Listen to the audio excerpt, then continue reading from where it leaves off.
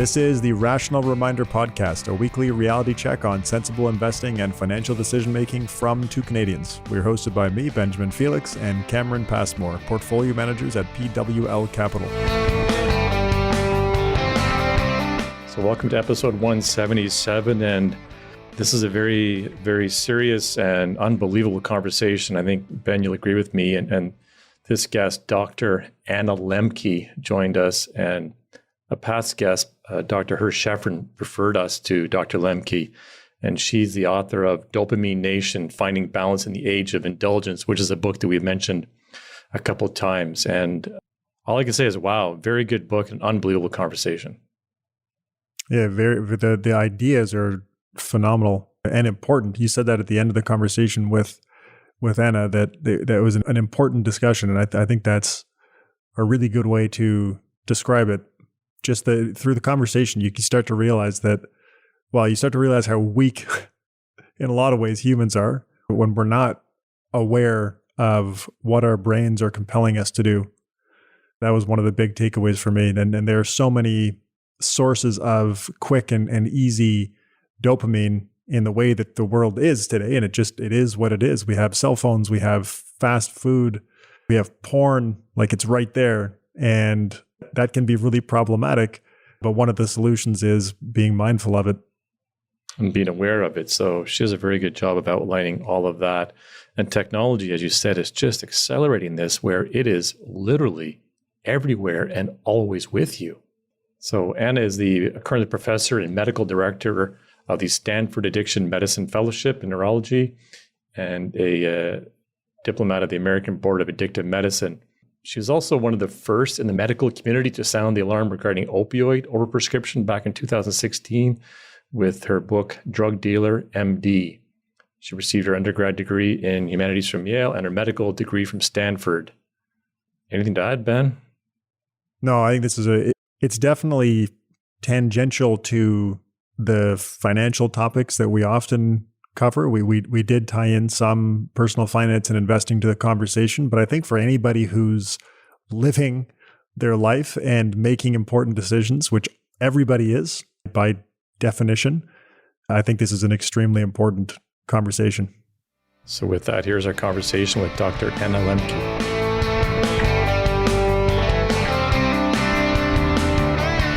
Dr. Anna Lembke, welcome to the Rational Reminder Podcast. Thank you for having me. And off the top, I want to congratulate you and thank you for your recent book, Dopamine Nation. I thought it was terrific and a very important read at this time. Well, thank you for that.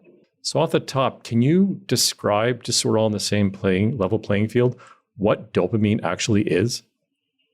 Dopamine is a molecule in the brain that has different functions, but one of its very important functions is the experience of pleasure, motivation, and reward. And when it is released in a part of the brain called the reward pathway, we experience pleasure. And it's also the molecule that's very important to the development of the disease of addiction. It's changes in dopamine levels over time that are commensurate with the disease of addiction in the human brain. How does dopamine influence our behaviors on a daily basis? Well, we are evolutionarily designed to approach pleasure and avoid pain, and that's what's kept us alive in a world of scarcity and ever-present danger. And pleasure and pain work very much like a balance. So imagine that there's a balance in your brain, like a teeter-totter in a kid's playground. And when we do something pleasurable or ingest something pleasurable, that balance tips slightly to the side of pleasure, and dopamine is released in our brain's reward pathway. But one of the overriding rules governing that pleasure-pain balance is that it wants to remain level. It doesn't want to be tipped for very long to the side of pleasure or pain. And the brain will work very hard to restore a level balance, or what's called homeostasis. And it does that by downregulating dopamine and dopamine transmission right after we get a release of dopamine in the reward pathway. But the really key piece is that it doesn't just downregulate dopamine levels back to tonic baseline. It actually decreases dopamine transmission to below baseline. So there's a dopamine deficit state that occurs in response to a dopamine elevation before dopamine levels go back to baseline. And with the balance, one way to think about this is that you have these little gremlins hopping on the pain side of the balance to bring it level again, but they like it on the balance, so they stay on until it's tipped an equal and opposite amount to the side of pain before jumping off and before homeostasis being restored. And that's a really key piece of how pleasure and pain work, that with every pleasure, there's essentially a pain. It's often so subtle that it's outside of our conscious awareness, but it's still operating in the brain. Wow. So is more dopamine a good thing? Well, I wouldn't say it's an unqualified good thing or an unqualified bad thing. It's sort of relative. But what is true is that our primitive brains have not evolved for the enormous amount of dopamine that technology has allowed for in the modern age. Not only are we surrounded by an overwhelming abundance of highly reinforcing drugs and behavior, but technology has also made traditional drugs much more potent than they were. And the fundamental difference between things that are highly addictive and those that, are just a little bit addictive is how much dopamine they release in the brain's reward pathway. Things that are highly addictive release a whole lot of dopamine. And again, it really kind of sends our brains reeling because we're not adapted for that. We're adapted for a world of scarcity where you have to really work hard to get that tiny little bit of reward that's going to release a tiny little bit of dopamine. Now, just sitting on your couch, you can ingest or engage in a highly reinforcing drug or behavior that leads to an explosion of dopamine that leads to this intense downregulation of dopamine as our brains try to compensate. There's all this stigma around addiction. Is it normal in the world that we live in with all of these dopamine-rich activities around us? Is it normal to be addicted to something? It's normal in the sense that we're all vulnerable to addiction today. So if you look at epidemiologically, populations that were vulnerable to addiction historically. So addiction has been around forever. Since the beginning of time, there are reports of people who are not able to use a variety of intoxicants in moderation. But what we see today is an ever-growing number of people becoming addicted, including in populations that were previously thought immune, like older people and women. For example, the last 2 decades have seen an 85% increase in the number of women who have an alcohol addiction and a 50% increase in older people with an alcohol addiction. Deaths due to addiction are increasing globally, and 50% of those deaths are occurring in people under the age of 50. And minor addictions are sort of an everyday common occurrence now, even if it's just an addiction to technology and our smartphones. So I do think that, in a sense, addiction has become a normal part of living in the modern world.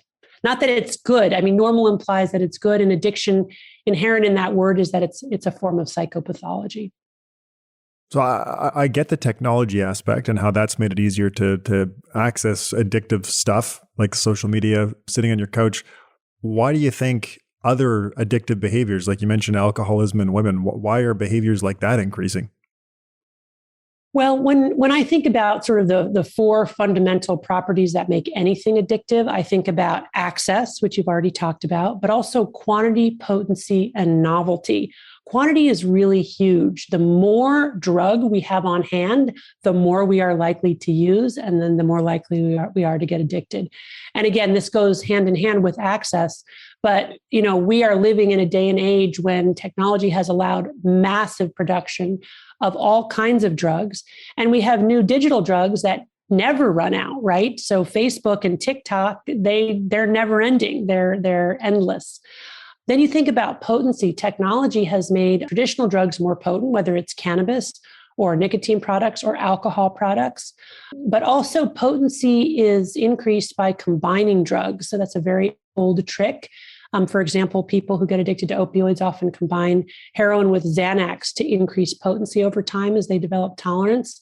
And we see that very same thing online, on social media. So I'm a big American Idol fan, but they've now gamified American Idol. It's not just a singing show, it's a singing competition. And they figured out exactly how to create these cliffhangers so that I tune in for the next episode. And there are so many examples of that. Social media combined with beautiful faces, combined with video games combined with gambling, combined with sex. It's all a way to increase potency. And then, of course, the delivery mechanism makes it more potent too. The medium itself, the smartphone itself, is enhancing, rewarding. Screens itself are kind of like primitive fires. We're drawn to them, except now we're sitting by ourselves instead of sitting in a group. And then finally, novelty is really key. Dopamine is very sensitive to new things coming our way, including, frankly, aversive stimuli.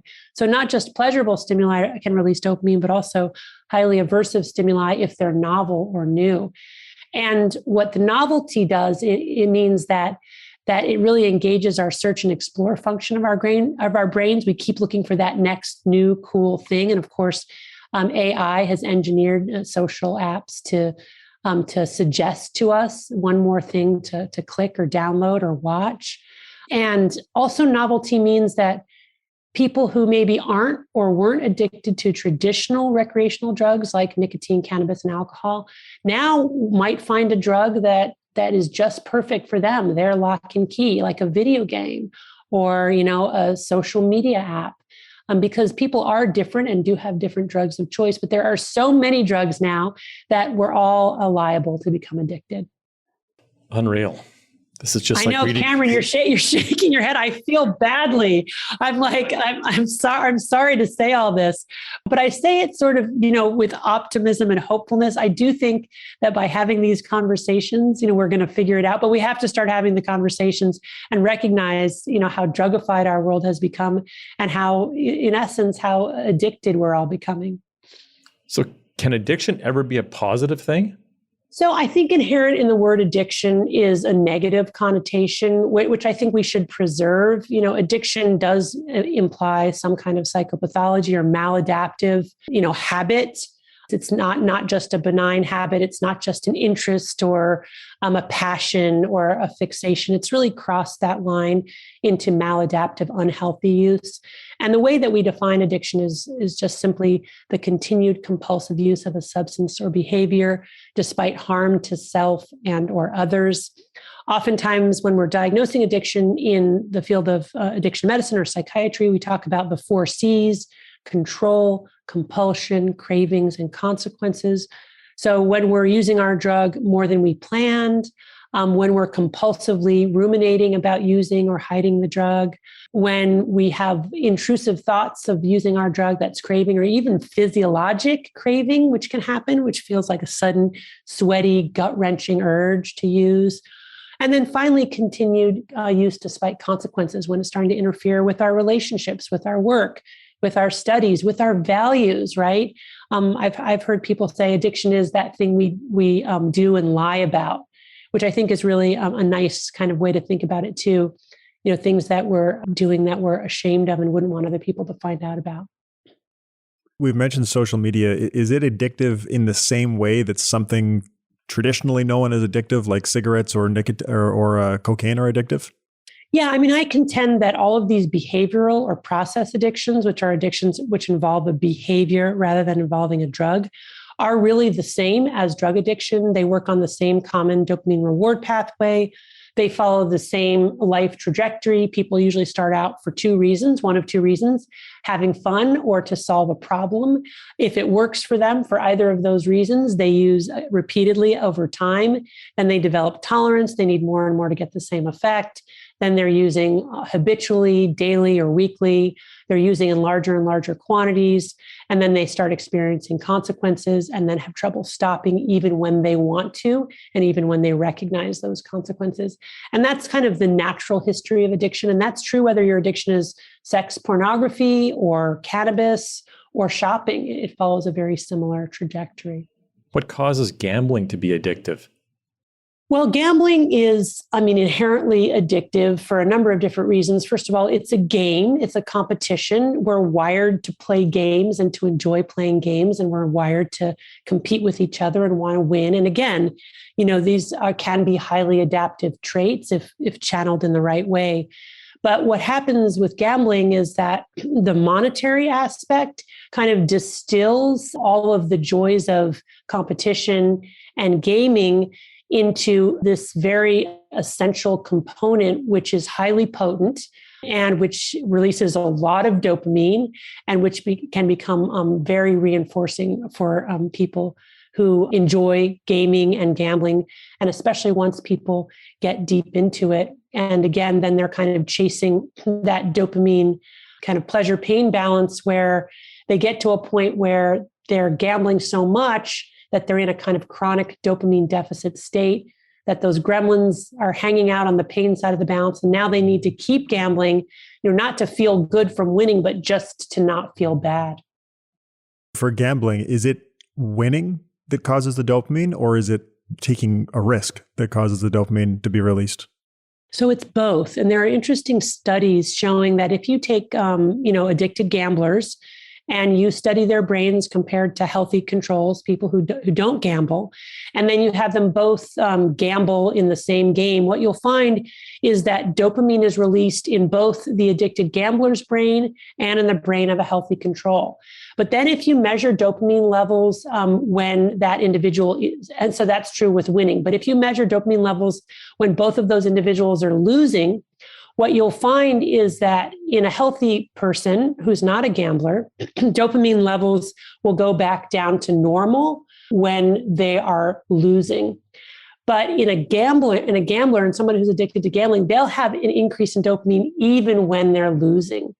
And in fact, you'll see the highest dopamine release when there's the highest risk. So when the chances of losing and winning are exactly equal, an addicted gambler will be having the highest release of dopamine, which is often why addicted gamblers will talk about something called loss chasing, where they want to win. Explicitly, they'll say they'll want to win, but in a way, the most intense pleasure can come when they're losing.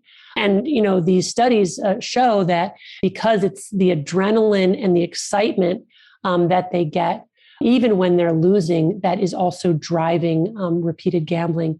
The other thing that's fascinating to me about gamblers is that they'll talk about how it starts to be totally separate.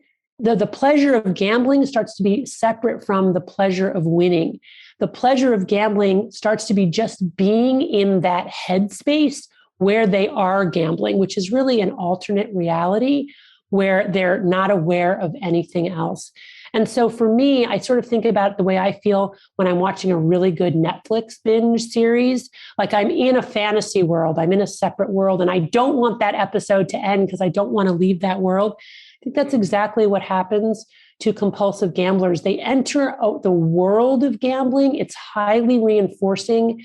They experience non-self or self-forgetting, which we all crave. And then it doesn't really matter if they're winning or losing. What matters is that they can stay in the game. Fascinating. And can any of those effects be extrapolated to people speculating in the stock market?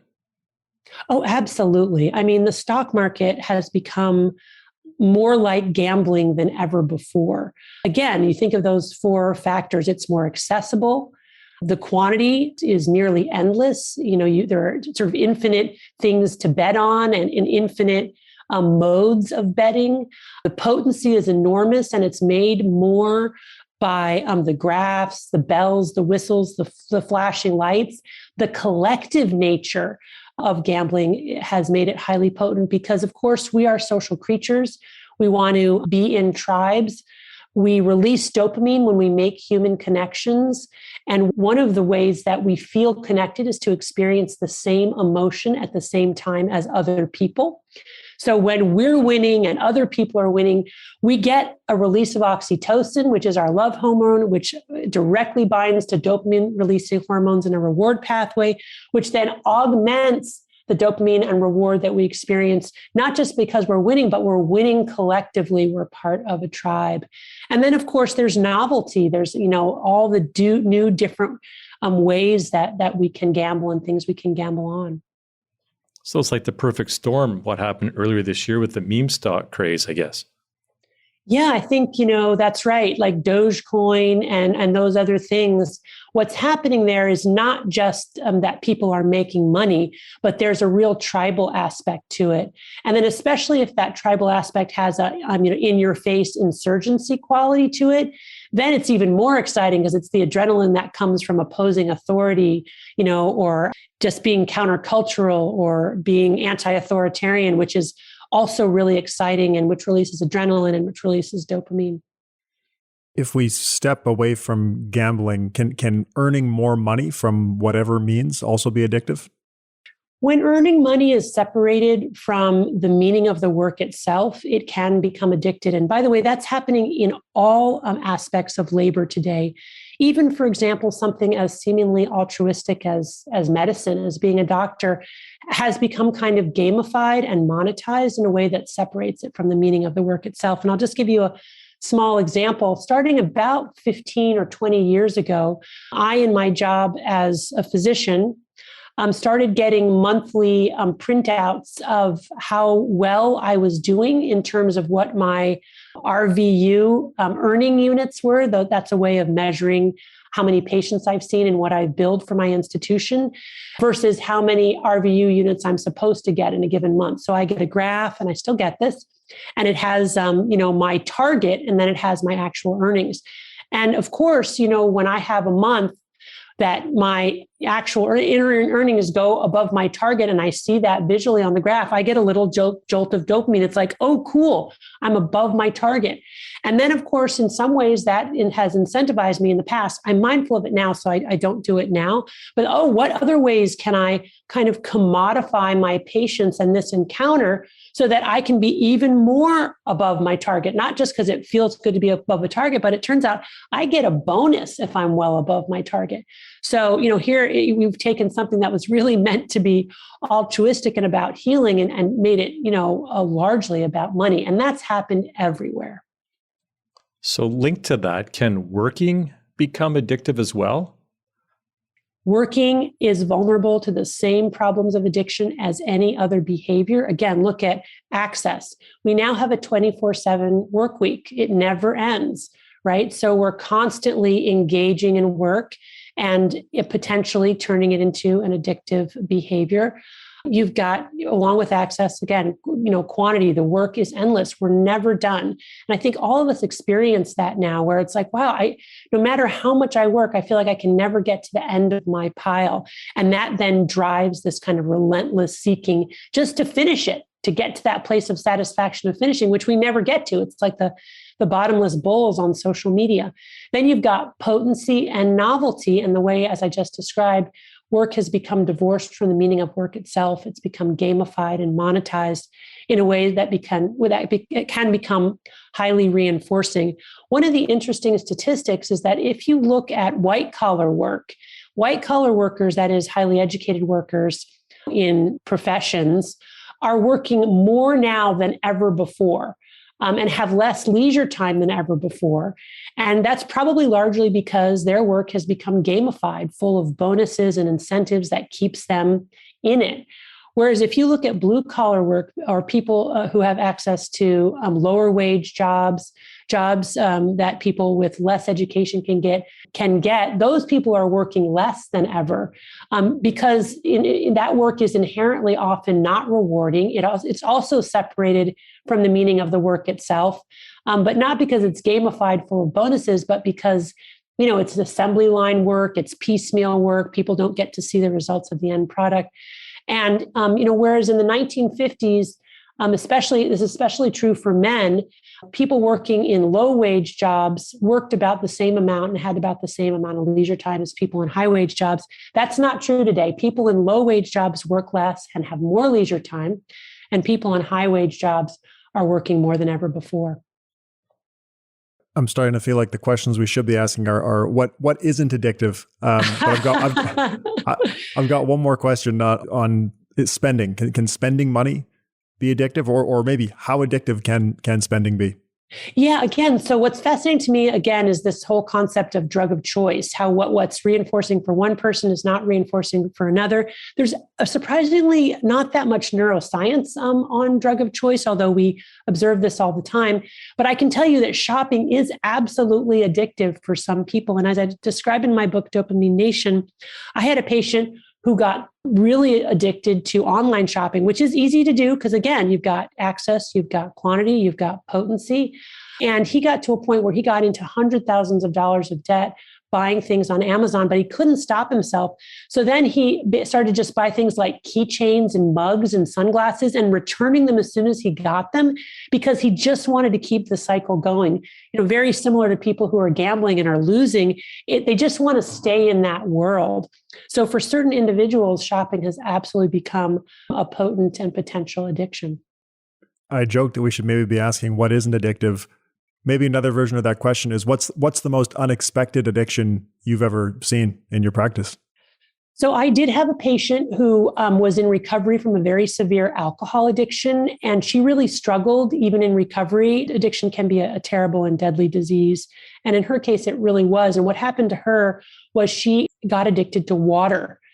She discovered that if she drank very high volumes of water, she would become hyponatremic, which means that the sodium levels became abnormally low in her blood, which caused her to become altered. So she had then had an altered mental status, which is what she wanted. Again, she wanted to be out of herself, to be in a place of forgetting.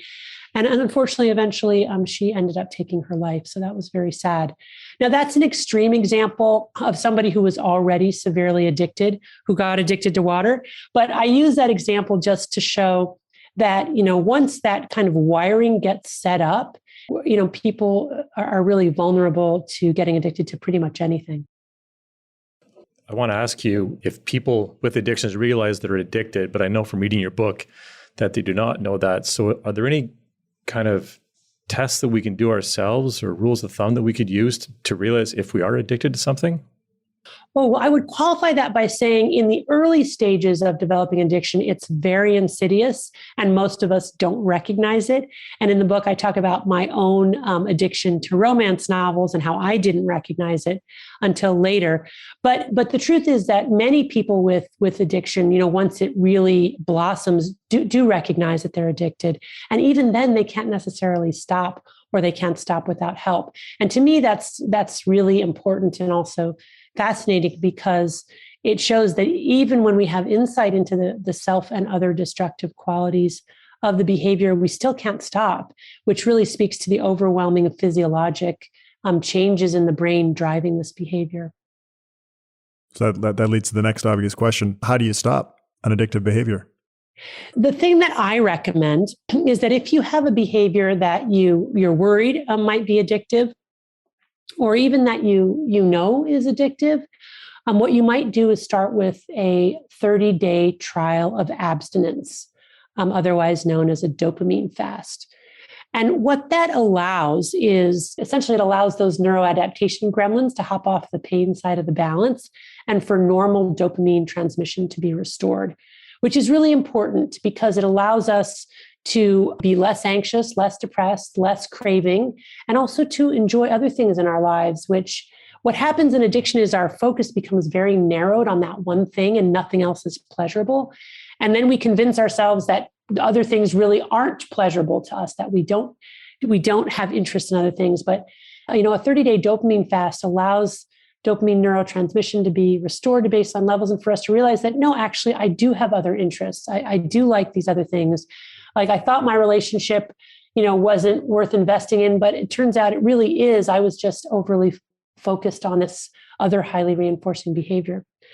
The other really important piece of that dopamine fast is that it allows us to see true cause and effect, because when we're in our addiction, as Cameron was alluding to, it's hard to see the true impact of our addictive behavior on our lives. But when we stop, we can look back and say, oh my goodness, I hadn't really realized.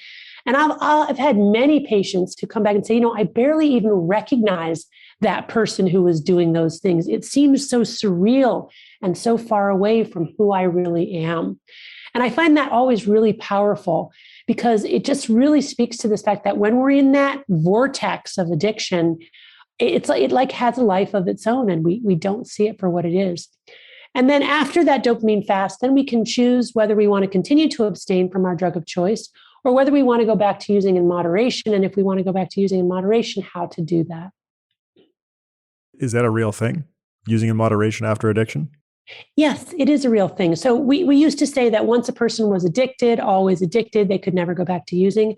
But the alcohol addiction literature has shown that with a period of abstinence, there are some individuals who actually are able to return to using alcohol in moderation with a lot of effort. Let me emphasize again, with a lot of effort. So they have to put a lot of conscious effort, and they have to change their environment, and they have to actively engage in moderating. And sometimes people will say, it's not worth the effort. I'd rather abstain. Sometimes people will find that even with effort, they can't abstain and they relapse. And sometimes they relapse really hard, something called the abstinence violation effect, and they go back to using even harder. Again, those are all examples of people who probably in the long term cannot moderate. But it really is true that a moderation is possible for some people with intense effort after a period of abstinence. I also think it's important to highlight that there are some addictions that we simply can't choose to abstain from. For example, smartphone addiction. For most of us, we are required to have smartphones for our work. Food addiction, we can't not eat. Sex addiction, most of us would say that healthy sex is a good part of a healthy life. So I think the discussion of how to moderate has become really central today. Fascinating. In our day jobs, Ben and I help people achieve long-term financial goals, which of course are often, competing with short-term dopamine-seeking behaviors that you mentioned earlier, like spending and gambling. So does this dopamine-rich world that you describe make long-term decision-making harder for people? I think it really does. One of my neuroscience colleagues, he did a fascinating experiment where he showed that when people are engaging in a game or a task that involves short-term rewards, that the part of their brain that lights up most prominently is the limbic brain or the emotion brain, which is exactly where this reward pathway, this pleasure-pain balance is located.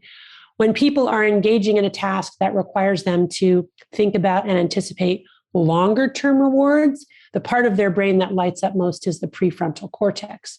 The prefrontal cortex is that big gray matter area right behind our foreheads that's central to delayed gratification, future consequences, storytelling, planning.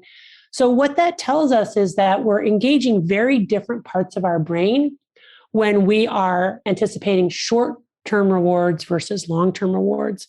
And that short-term rewards are especially dangerous because they do primarily engage our emotion brain. And when we're just living in emotion brain, we're probably not able to truly and objectively see future consequences. So I do think that in your work, it's very important, I would imagine, that you help people understand that they need to sit on those decisions, that this is something that they should give it 24 hours. They shouldn't do it impulsively or in the moment, although the pull to do it then is very, very strong, especially, again, if you add in the social media and the herd mentality factor where you see everybody else piling on. But I really think that there's a huge danger of not really objectively being able to engage the prefrontal cortex to see the true data and the true implication of that choice if we're just working out of our limbic brain. It makes sense. You kind of want to step back and think rationally, so to speak. Is there anything that we can do to help make the longer term decision making feel more pleasurable? Well, I think one thing to do, which I do with patients with addiction, is to think about values and living in line with our values. And having our values inform our decisions, as opposed to it just being, the monetary reward itself or the instant gratification. Another metacognitive strategy that I think is very effective that I've learned from my patients and try to practice myself is truth telling. So, what telling the truth about what we're doing, including about how we're investing, being able to go to our loved ones later and say, I did this with our money, is also super important, because truth telling probably also activates the prefrontal cortex.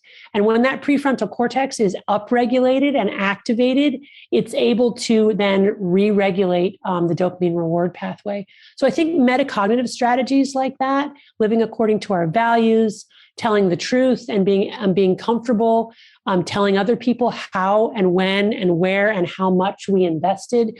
Those are kinds of metacognitive strategies that engage the prefrontal cortex that I think will help people, make better choices. And I think that can be pleasurable too, right? Because when we're living according to our values, we have a certain respect for our moral selves that feels really good. Something I've thought about a lot since reading your book is the pain side of the balance. And I listened to a podcast yesterday where the guest was talking about people should seek out pain more often and view pain as a bit of a reward. This is a business consultant. So the question for you is it possible to seek pleasure through pain? Yes, it is. And it's a whole branch of science called hormesis. Hormesis is Greek for to set in motion. And I just love that terminology, because if you think again about the pleasure pain balance, remember when we pressed on the pleasure side, we got all those neuroadaptation gremlins on the pain side. And eventually we end up with a whole bunch of gremlins tilting our balance chronically to the side of pain. So we're in a depressed, anxious, and dopamine deficit state. Well, it turns out that if you press on the pain side of the balance as the initial stimulus, what you do is you trigger your body's own re-regulating homeostatic response. You start making more of your own dopamine. You start making more norepinephrine, more serotonin. So in fact, physiologically, it's a great way to get dopamine because it's not from the initial stimulus, it's from the secondary re-regulating effect, which is a lot healthier and a lot more enduring because it's not vulnerable to the same tolerance at the same rapid rate as those huge boluses of dopamine that we get when we do something that's immediately intoxicating. And let me just say, when I say pressing on the pain side of the balance, I'm speaking very broadly here of anything that's effortful. So this could be exercise. It could be an ice cold water bath. It could be doing something that's creative and challenging with the appropriate amount of frustration required. It could be reading a difficult text. It could be forcing yourself to do something that causes you anxiety or that you're afraid of. There's a wide range of things that are painful or hard to do. But what essentially happens is that it helps us build up the mental calluses to be more resilient in the face of future pain. And it also ultimately leads to more dopamine. So a lot of people will say that volatility in their portfolios is painful. A past guest on our podcast, Dave Getch, talked about how he recommends people learn to hug volatility, learn to embrace volatility as a way of life. And once you get this framing around volatility, it won't be as painful going forward. Do you have any thoughts about that? Any advice you give to people who view volatility as pain? So I'm not, an economist or I don't have the expertise that you have. So I wouldn't want to say, I don't know what volatility would imply about the investment, but I can certainly say that the idea of embracing and welcoming things that are uncomfortable for us or that we would normally shirk away from is a very Buddhist idea. And it's really at the heart of the whole idea of the neuroscience of pain and pleasure. Because when we're constantly trying to run away from things that are painful or uncomfortable, trust me, we can never run far enough. It will always catch up with us. But if we stop and turn and face it and really kind of just look at it and be curious about it and think of it as an opportunity to learn something about ourselves, to learn something about the world, to develop more resilience because we are building up mental calluses because we're just tolerating that uncomfortable feeling. That certainly is something that neuroscience would support and something that I've seen in my clinical practice help build resilience and happiness. You touched briefly earlier on leisure time. The world's getting better over the last couple of hundred years. The world's gotten a lot better. I think for most people, is the increase in leisure time a good thing for people? Great question. I think that we haven't yet figured out how to handle all of the time that we have. So not only are we seeing increases in leisure time, so the average person today has, I think, something like 4 to 5 hours of leisure time per day. 150 years ago, it was more like 1 or 2 hours a day. And at that time, there were people who had no leisure time, right? People who worked 24/7, people who worked and lived in slavery. In 2025 or 2050, we're projected to have even more leisure time. We're some 7 or 8 hours of leisure time today. People talk about the universal basic income, that we would give people an income such that they wouldn't have to work at all and they could have a subsistence living. The problem is that we need to be much more thoughtful about how we're using this leisure time, because as of right now, it looks like we're mainly using it to consume highly rewarding feel-good drugs and behaviors. One statistic that was really powerful for me is that we've seen an exodus of young men out of the workforce. There are fewer young men employed and working today than in many prior generations. And what they're mostly lost to is video games. So we really have this situation where people are working less, but they don't know what to do with that extra time. And many of them are using that time to engage in these highly reinforcing escapist behaviors that ultimately, I think, will make them very unhappy and that are fundamentally addictive. So I'm concerned. Also, we're living longer, right? I mean, the average human lived to about age 30 for most of human existence. Now we're living on average to age 80. So we've got more time on any given day. We've got more days. I'm seeing more and more people in retirement coming in with new onset addiction of all sorts. People who could drink alcohol in moderation through their whole lives, retire, have all this time, and then all of a sudden drinking all day long, and then cross that physiologic threshold, get dependent, experience withdrawal, are really in full-blown addiction. And of course, the danger there is further that as we age, our brains get less plastic. And so these habits that we that we're creating later in life, it's harder to undo them. So this is, I think, something we need to collectively really think about. It sounds like the universal basic income idea solves an economic problem, but potentially creates some other pretty significant problems to deal with. Yes, I think so. I mean, when I read The Economists, what I find fascinating is that although we have a very serious income gap, there's actually a smaller income gap between rich and poor in rich nations than ever before in human history. Plus, even the poorest of the poor have more access to luxury consumer goods than ever before. So we have this sort of terrible situation where people living in poverty today, who are at risk for all kinds of social ills and mental illness, including addiction, because of poverty and unemployment, are also at increased risk because of the increased access to these highly addictive drugs and behaviors. So I really think that poor people living in rich nations are some of the highest risk people on the planet. So you mentioned retirement earlier. How should someone preparing for retirement think about what they will do? Or just think about the extra time they're going to have on their hands. They don't end up in some sort of problematic environment. The number one message I would want to communicate to people in retirement is for them to recognize that Netflix and social media and other online activities are drugs, that these are addictive, and that if we engage too much and too often, we will get into this dopamine deficit state where our drive to use is driven not by the joy of the behavior itself, but by being in a dopamine deficit state and just trying to get out of those universal symptoms of withdrawal, anxiety, irritability, insomnia, depression. I really worry about the number of older people I am seeing who are spending enormous amounts of time online, spending less and less time in real life with other people, and essentially meeting their all of their sort of cognitive, social, emotional needs through the computer. I think that's really, really dangerous. I mean, all good things in moderation. It's not that none of it's good, but even like in retirement homes now, where I go visit, people are not socializing, as they used to because they don't have to.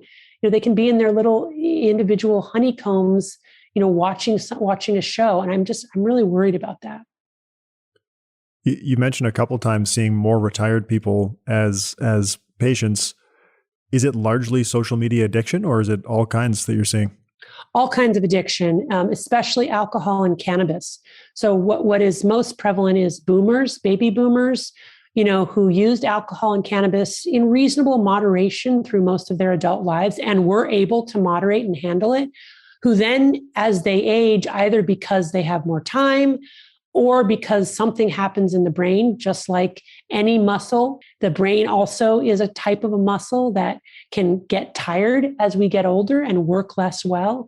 And so whatever limiting or moderating strategies they had before stop working or don't work as well. And then that can trip them over into excessive, compulsive, addictive use.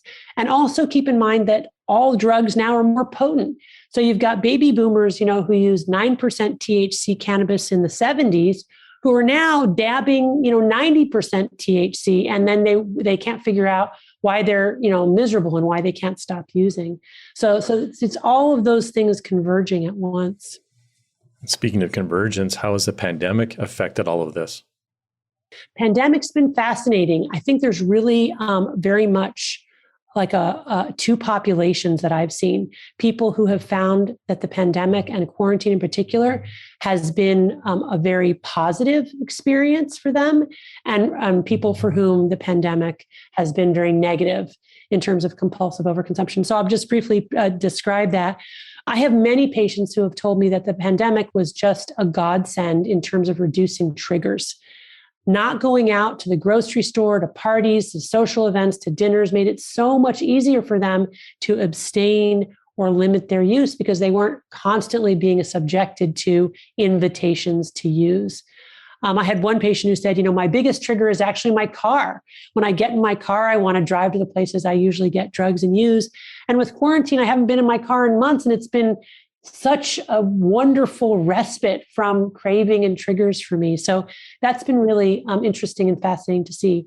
On the other hand, I have a patient population, especially those living in isolation, living alone, who lost human contact, even basic human touch. Many of those people found it extremely difficult, and some of them relapsed. And then there's a third population of folks who were using in moderation pre-pandemic, and then quarantine found them eating more, drinking more, online more, and developing addictions for the first time to things like food, alcohol, and social media. Just back on the leisure time idea, you mentioned for people retiring that to be aware of the fact that social media and Netflix can be addictive. Is there anything else people can do to avoid the negative impacts of too much leisure time? Like is hobbies or anything like that a way to solve that problem? Yeah, thanks so much for circling back to that, because I should have said that before, that basically there are a lot of things that you do. I think that you can do. First is, again, just the awareness that it's very easy to get addicted to stuff we're seeing online, as well as more traditional drugs, alcohol, cannabis, and to really limit quantity and frequency. So if you're going to use those drugs, use them intermittently and use them for limited quantities and limited duration so that you give enough time for your pleasure-pain balance to restore homeostasis in between use. That's really key.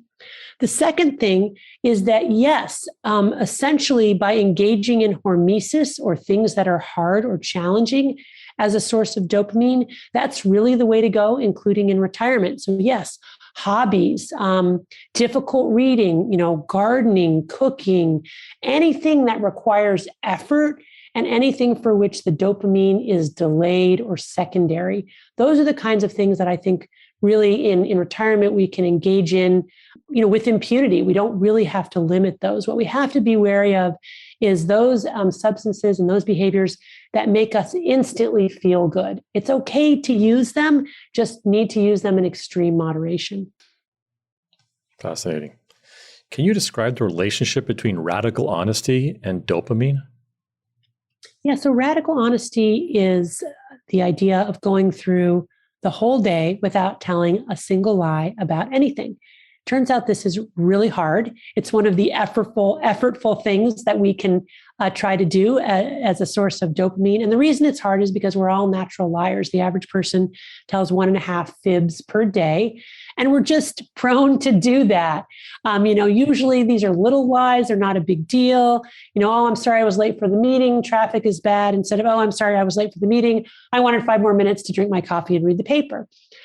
But the thing about lies is this is something that I've learned from my patients, and the neuroscience backs it up, is that lying contributes to our tendency to want quick fixes and fast rewards. And telling the truth helps us delay gratification and engages the prefrontal cortex so that we're more able to delay those kinds of rewards. And there are a number of interesting experiments which have shown this. So, for example, there's an experiment where subjects were asked to engage in a die rolling task, where the computer generated the die roll that would lead to a monetary reward. And then the subjects would have to say on their die roll whether or not they got what the computer said. And, people lied. People lied about 60% of the time. They lied and said they got what the monetary reward die roll instead of what they really got. And the researchers knew that because they just compared it against the 50% benchmark that you would expect from the probability of getting that die roll. But then very interestingly, what the researchers did was they used transcranial magnetic stimulation, which is a way of creating an electrical field around the brain to stimulate parts of the brain with electricity. And they used TMS, transcranial magnetic stimulation, to stimulate the prefrontal cortex. Remember, the prefrontal cortex is a big gray matter right behind the forehead. That is the part of our future planning, delayed gratification, storytelling. And what they found was that when they used this stimulator machine to stimulate the prefrontal cortex, patients or subjects who did that same exact die rolling task lied less. So in other words, just by stimulating the prefrontal cortex, they got people to be more truthful, which is really, really interesting. And it led me to hypothesize that if stimulating the prefrontal cortex makes people tell the truth, could telling the truth stimulate the prefrontal cortex?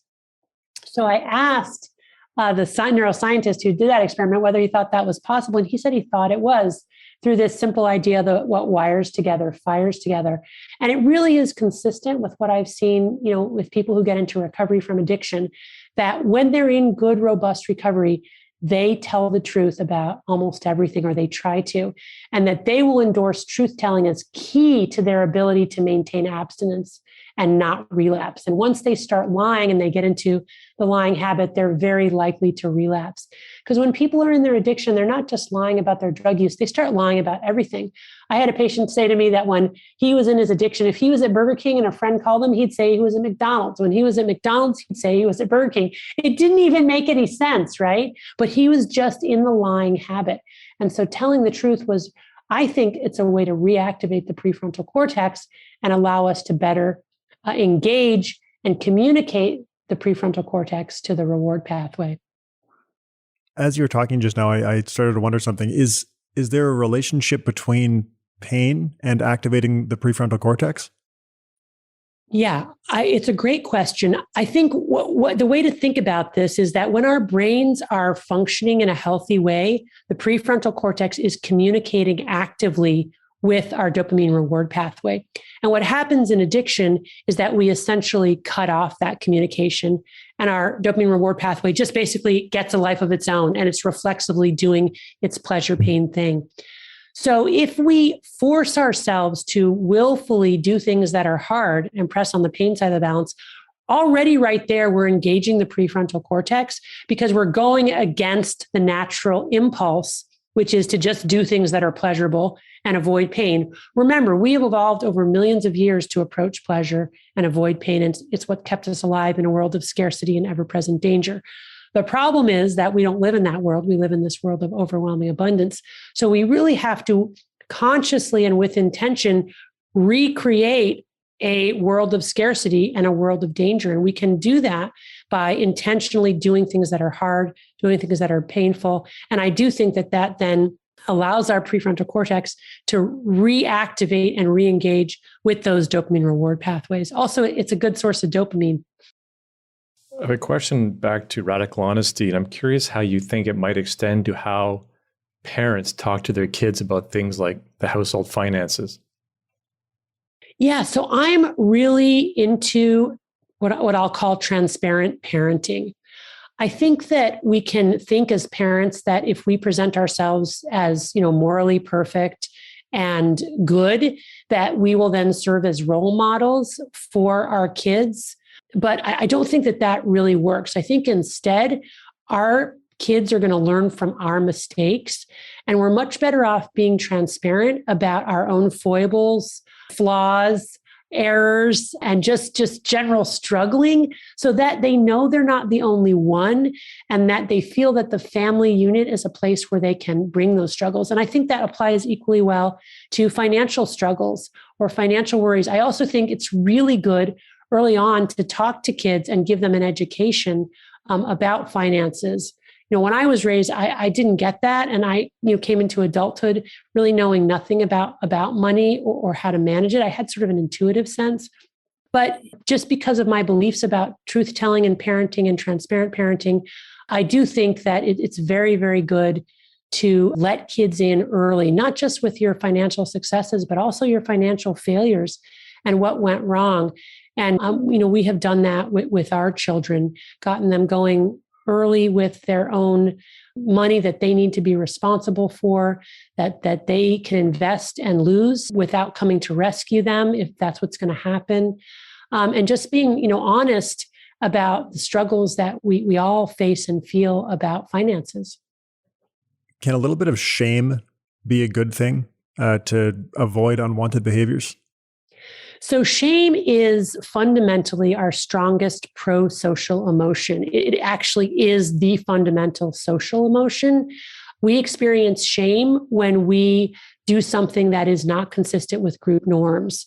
And shame comes as a powerful gut punch of an emotion and a huge amount of fear that we will be shunned from our tribe. So I think that an appropriate amount of shame is really positive and really good, as long as it's not excessive and as long as the person who is shamed has a pathway for redemption. So, for example, in raising children, I think it's important to let kids know when they have erred and when they have done something that they should be ashamed of. It doesn't mean wagging your finger at them and, making them feel like dirt, but it certainly means acknowledging, hey, this was a wrong thing. Or, they'll come back and they'll say, oh, the coach said this to me, about being late. Or my teacher said this to me about, this assignment. It's like, well, sounds like your teacher was right. You were late for practice, or yeah, it sounds like you doesn't look like you put much effort into that assignment. So really validating what's true and real about the source of the shame, while at the same time trying to create a solution-based pathway for that person to do better next time. We talked about spending being potentially addictive earlier, which can often be a source of frustration or disagreement in relationships with spouses. Where would the balance be between pro-social shame and destructive shame if a couple has agreed, like, hey, you're going to stop spending on whatever something is? Where is that balance? Well, I think, the couple has agreed is the key point there. If the couple has come together and made, an agreement about how they're going to spend their money, and then a person in that couple deviates from that agreement, that person should feel shame simply from the deviating from the agreed upon contract. If that person wants to renegotiate the agreed upon contract, okay, that's something different. But the trust is broken when we promise to do something and then we break that promise. One of the experiments I talk about in my book is the Stanford marshmallow experiment, and how these kids were given a marshmallow and told, hey, if you can wait in this room for 15 minutes, we'll give you a second. Without eating the first marshmallow, we'll give you a second marshmallow. And what they found is that the older the kid was, the more likely they could delay gratification for a second marshmallow. And then some kids were just better at it than others. But a very interesting twist on this experiment was they told some kids, if you ring that bell, I'll come back in before the 15 minutes is over. And for some of those kids, when they rang the bell, they went back in. And for another set of those kids, when they rang the bell, they didn't go back in. So they lied to those kids. Those kids were less likely to be able to wait the full 15 minutes than the kids who were told the truth. So in other words, when people lie to us, it creates a sense of scarcity, even in the absence of scarcity, which then makes us favor short-term rewards. So if you have a couple lying to each other or one person deviating from an agreed upon contract, I would not be at all surprised then if the other spouse goes out and spends a bunch of money on something else, right? Because it's this sense of scarcity. I can't trust the world and other people to be the place that I thought it was going to be, or for that person to do what they said they were going to do. And then that feeds right into craving and our desire for our own immediate gratification, which is really important because we are living in this place of overwhelming abundance here in the United States. And yet so many people feel a sense of scarcity. And I think it has to do with the lying, all of the lying. People feel they can't rely on each other and they can't rely on the world. So if we could just tell the truth, then maybe people would feel better about, not instantly gratifying their desires. Wow. Speaking of scarcity, it's too bad we're out of time. I'm sure Ben and I could ask you questions all afternoon, but we've come to our final and one of our favorite questions, which is, Anna, how do you define success in your life? I define success mostly around trying to be the best parent that I can be. And then I would say on a deeper philosophical level, and trying to be a good doctor too. My patients are kind of like my kids. And then every day I try to seek a way of being in the world that allows me to forget about me and see it as not about me, but as about trying to do some good in the world that really isn't even from me, but is from some deeper life force, a good force in the world that I think we can all tap into. And that is how I define success. Wow, what a beautiful answer. And this has been a great hour. Anna, thanks so much. I'm so happy that you agreed to join us. And this has been an incredibly, safe to say, important conversation. So thank you. Oh, well, thank you. You're very welcome. It's been a joy for me. You've had great questions. Awesome. Thanks so much. That was great. You're very welcome. It's been my pleasure.